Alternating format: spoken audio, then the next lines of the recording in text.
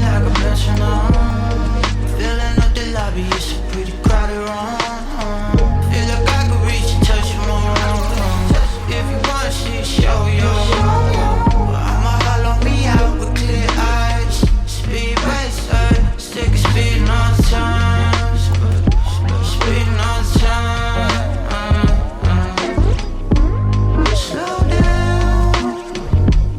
Slow down a little more. Slow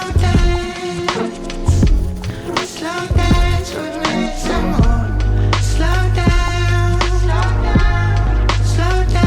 a little more. Slow dance with me some more.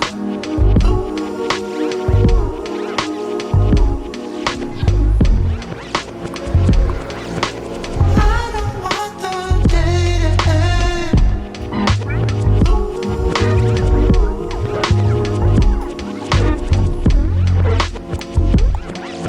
No, I don't. Fully in the skies, swimming in the tide. If it's what you want, we do this every night. Stay awake till dawn, run my fingers through your hair. I'm just trying to get to heaven, but I gotta take the stairs. I've been sleeping through all my days, yeah, I got a few spare. Made the cash deposit, but my bank account is bad. Put this on the tape deck, play it for the management. Let me kick a freestyle, you can be the analyst. Tell me if my crystal scores, man, amethyst. Tell me if you got a problem and I handle it. Tell me if your love is genuine or counterfeit. Slow down a little more. Slow down. Hi guys, so I'm just trying to make this stay. Alright, so before I go to work, let's just talk about what your business should probably be focusing on and why you should be focusing on the things I'm talking about. So today we're talking about marketplace versus e-commerce platform. Okay, in a way, Amazon versus Shopify. Jumia, if you're from Nigeria, it would be Jumia versus WooCommerce, or there's also Shopify in Nigeria. Probably use Shopify. So it depends on what works for you, right? So let's do some sort of pros and cons. Now, when it comes to marketplace, the one advantage that marketplace has over your e-commerce store is organic traffic. Organic traffic. Amazon, as of March, Amazon.co.uk had about 80 million visits just from organic channels. It had about 80 million organic visits. Yeah, let me put it like that. That was Amazon. Etsy.com had about 105 or 110 or 102, something like that. It just had over 100 million traffic visits organically. So that means people are already coming to these platforms, and people are obviously coming to those platforms to look at what they can buy, to look at what is trending at the moment, to make sort of purchase decisions. Now on your e-store, it's impossible to get those numbers. I'm so sorry. You will have to pay a lot of money to advertise to get those numbers. And again, it's not organic. You have to first build your brand to a certain level where people organically always search for your brand. And as a small business, it's almost impossible. You can go viral and it's possible. So it's almost impossible. I'm not going to say it's impossible. It's almost impossible. That's the number one thing. Now, when it comes to delivery to your customers, some of these marketplaces actually sort out delivery for you.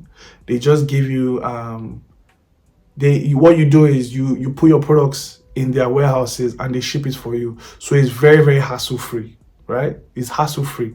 The only problem is you would have to invest more money in production of stock, right? So your stock inventory, all of that, you would have to have at least A in that kind of space. You have to bring your A game.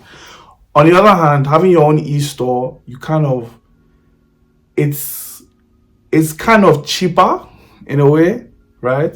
So it's cheaper in the sense that you don't have to invest in so much stock inventory. You can play around with certain things. You can see what works, what doesn't work, things like that. Okay. Customer data. Now, I'm a firm believer of customer data. I believe customer data is very, very, very important to a business, because customer data allows you to improve when it comes to R&D. So when you're researching on new products or new ways to even repackage your products or new ways to rebrand, customer data is that's where all the sugar is at. That's where the meat is that you need to work with. I'm using a lot of food references, so that means I'm hungry. But anyways, now with Amazon and other marketplaces, they are the owners of the customers. Again, they spend so much money to build such an infrastructure, to build some sort of trust in that platform. So it's only right that they own the customer data. You can't complain with that. Now, that means if you sell on these platforms, you have zero access to customer data. Things like emails, things like even phone numbers, sometimes things like that. So you don't have any way to reach out to the customer and then start a conversation. Now, some of these platforms, what they've done is allowed you to actually have a conversation with the customer. So that way you can talk to the customer and then take that conversation outside that platform. But again, imagine you sell a product and you have over 100,000 customers. It's possible for you to reach out to these people, but that's a lot of work, right? So yeah, with the e-store or your e-commerce platform, then your customer data is your customer data. You can build lookalike audiences. You can retarget those custom audiences. Working on social media with building audiences that you can remarket, or you can even kind of promote your business more on social media is easier when you have customer data directly from your on your own e-commerce store. Some people say first party data, some people call it first party data, things like that. So those are the major three things that I would look at and then find out what works for you. Obviously, as a growing business, the easiest way to do it is, and in a way, almost the most, I wouldn't say most, I'm not going to say the most logical way or the most profitable way, because that's dependent on the kind of business you have. But the easiest way to do it is always to start off in a marketplace, get people ordering your products. And then, some of these platforms, people can leave a customer review, so you can use that as some form of customer research, and then just look at the reviews, see what kind of reviews you're getting, good, bad, things like that, and then work with that. And then again, it's the money. But you see, the thing is, the money you would have spent on paid advertising on your e-commerce store, you are going to be driving traffic to that customer on that store, so you don't have any access to that first party data. So all the customers that you're driving from your social media page to the marketplace page or your product page on the marketplace, once the customer buys from there, that's it. That customer is now owned by that marketplace. It's not owned by your e-store or owned by your business.